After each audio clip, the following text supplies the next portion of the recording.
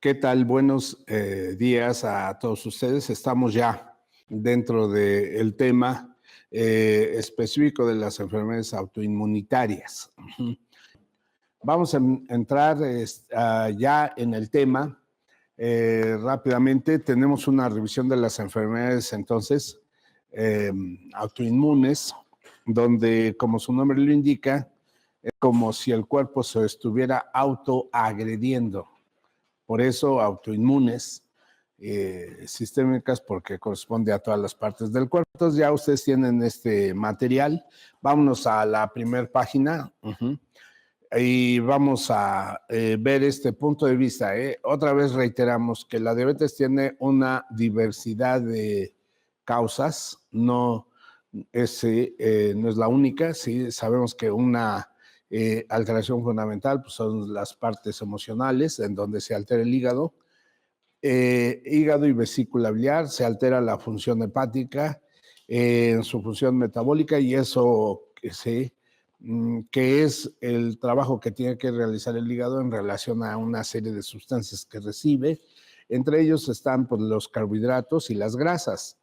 Y tenemos también algunos elementos de aumento de temperatura, de calor, que pueden desorganizar la función del hígado, causando diabetes, así como también alteraciones genéticas, entre ellos genes importantes relacionados con la función de páncreas, y que se suspende toda esta serie de funciones en la diabetes tipo 1.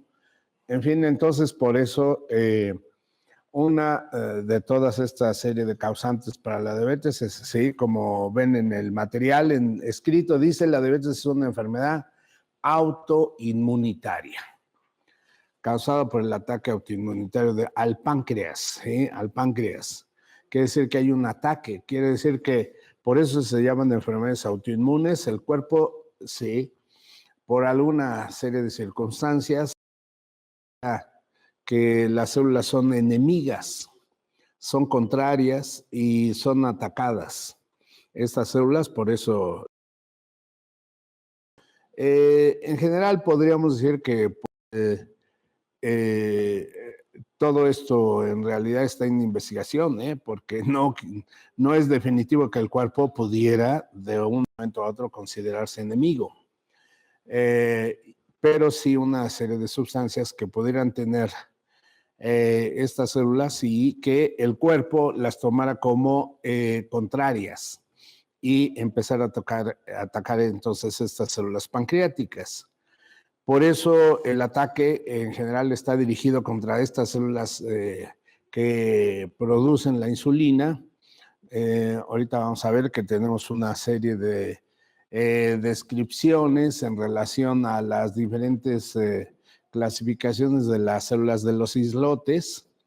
Tenemos células alfa, beta, delta. Cada una de ellas produce una sustancia, y entre ellas están las células beta, productoras de la insulina, y células dentro del terreno de la endocrinología, que quiere decir que son las sustancias que se elaboran en el páncreas y que van a la circulación sanguínea.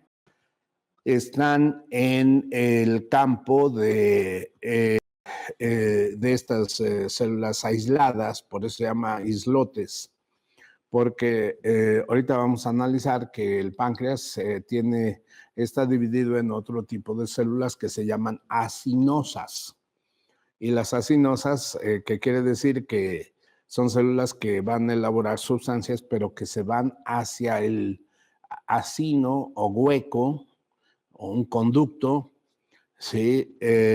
Y entonces aparece un conducto pancreático que va a llevar generalmente enzimas, que quiere decir que son las que van a partir, a dividir a los carbohidratos, a algunas grasas, proteínas, y así sucesivamente. Entonces, por eso, como ejemplo, está la amilasa, lipasa, que son sustancias que van a ir para poder trabajar a los alimentos.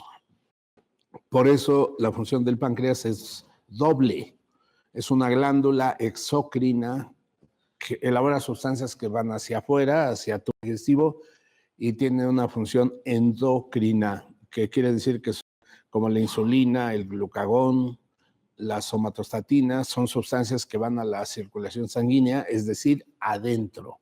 Por eso endocrina. Recordando que el término crino quiere decir líquido, por eso líquido hacia adentro, endocrina, y exocrina, líquido, exo hacia afuera. Por eso de ahí que esta doble división, esta doble función del páncreas, ¿sí? Por eso. Entonces, las células que van a ser dañadas son las de los islotes, las endócrinas, y entonces, pues de ahí este tipo de alteración, que cada vez es más profunda. Aquí hay que analizar que el páncreas, se llama así páncreas porque es una glándula muy grande, es una glándula muy alargada, tiene una cabeza, un cuerpo y una cola. Esa glándula la podemos visualizar. Tenemos una imagen de la glándula pancreática. ¿Sí? Tenemos un trabajo que analiza el páncreas y vamos a observarlo para que podamos definir que realmente por eso se llama páncreas, porque pan quiere decir un total, un grande o es un universo, ¿sí? Por eso, por ejemplo, el término Pangea quiere decir que reúne a toda la Tierra, ¿sí? A cuando todavía no estaban separados por continentes, entonces la Tierra Pangea. Pues así el páncreas quiere decir entonces que reúne una cantidad importante de células, ¿sí? Aquí tenemos entonces la distribución del páncreas, ¿sí? La cabeza, la cabeza que está en la posición del intestino delgado, porque aquí es donde termina el conducto pancreático que se pueden observar estas líneas, miren, sí, y depositar entonces los líquidos. Claro, internamente está recogiéndose todo el líquido internamente del páncreas, en el conducto pancreático, y se deposita aquí en el intestino delgado, en la porción duodeno, que tiene una forma de C. Entonces, en esta porción aproximadamente intermedia de la C, donde se está formando el duodeno, ahí es donde se deposita entonces el líquido exócrino, o sea, la amilasa, lipasa, como ejemplos claves. Y después tenemos dentro de, por eso la cabeza del páncreas es muy, muy importante, esta distribución. Después viene un cuello, luego un cuerpo, y la cola, la porción que prácticamente se acerca al vaso. ¿Sí? Aquí está el órgano vaso. Ahora, aquí se ha cortado el estómago porque ¿sí? Quiere decir que toda esta área del estómago, a la primera porción del duodeno, entonces se ha recortado el estómago para poder observar la glándula pancreática. Y por eso de ahí que hay una técnica también acupuntural de introducción de hoja larga para llegar incluso al páncreas y hacer a una activación de él para que se vuelva a activar sus fibras tanto nerviosas como vasculares para poder hacer trabajar y activar otra vez nuevamente a un páncreas que está debilitado. Ahora, la diabetes no solamente es del páncreas. Vamos a suponer que el páncreas sí está produciendo adecuada insulina. El problema es que no puede pasar por el hígado, porque el hígado está sobresaturado, sobrecalentado, congestionado. Por eso de ahí que uno de los motivos muy importantes de la diabetes es el coraje.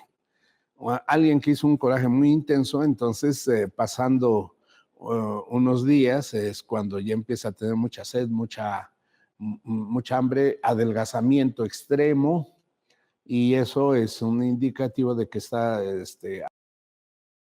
función del hígado. y que no está dejando pasar la insulina libremente. Entonces aparece también la diabetes. Y quiere decir que por eso hay que tomar en cuenta que hay diferentes formas y vías para la provocación de este tipo de alteración. Incluso se considera que también el estómago, miren, el estómago, también es eso, otra posible causante que es de hecho muy real, donde el individuo que tiene obesidad extrema, debe de tener un estómago enorme y que puede presionar al páncreas y no dejarlo trabajar adecuadamente bien. Por eso de ahí que los tratamientos más comunes para curar diabetes, muy reales, porque esto así es, sobre todo es en gente obesa que se pone la banda gástrica, y esta banda gástrica reduce el tamaño del estómago y que generalmente se empezó a utilizar para bajar de peso, pero resultó que los que se ponían la banda gástrica reducían el tamaño del estómago, eliminaban la presión sobre páncreas y se curaban de la diabetes. Imagínense esto. De hecho, este es el sistema más promovido y como curación completa de la diabetes, la banda gástrica. ¿Sí? Entonces, este es un elemento importante, fundamental. Miren, porque el tamaño del estómago está anterior, porción anterior de la región del páncreas, y abarca un área bastante importante. Quiere decir entonces que si se elimina la presión del estómago sobre el páncreas, entonces podemos tener un mejor funcionamiento de esta glándula pancreática. Muy interesante. Entonces ya sabemos cabeza, el cuerpo y cola. Sí, aquí se menciona un cuello también, que es el que está relacionando la cabeza y el cuerpo. Sí, se puede aumentar del páncreas. Como ven, es muy grande, muy enorme el páncreas, así es de que sí.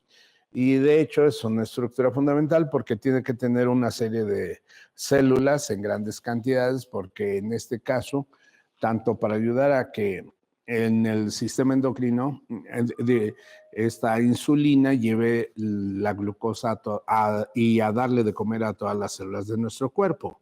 Pero para poder obtener estas sustancias deben de dividirse estos carbohidratos que acabamos de comer, y entonces debe de haber el sistema, la parte exócrina, que quiere decir las enzimas, para poder hacer desdoblar estos carbohidratos y se puedan absorber en el caminito un poco más adelante del intestino delgado. Entonces esto ya da esta gran oportunidad de poder entonces tener esta capacidad, ¿sí?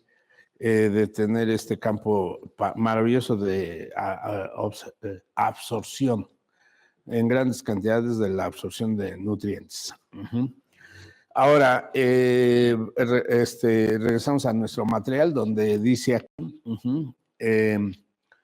que es una glándula alargada en la que describe una cabeza, un cuerpo, una cola, y la cabeza, pues, como ya se mencionó, es una porción expandida, sí, grande, se ubica en la curvatura de la sede de duodeno.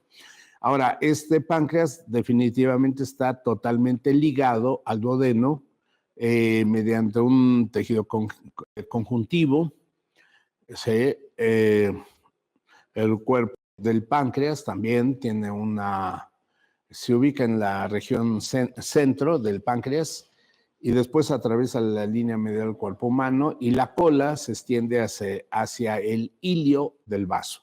O sea, si volvemos a observar la imagen anterior para que ustedes puedan, aquí, miren, para que lo que estamos leyendo le podamos entender a todo.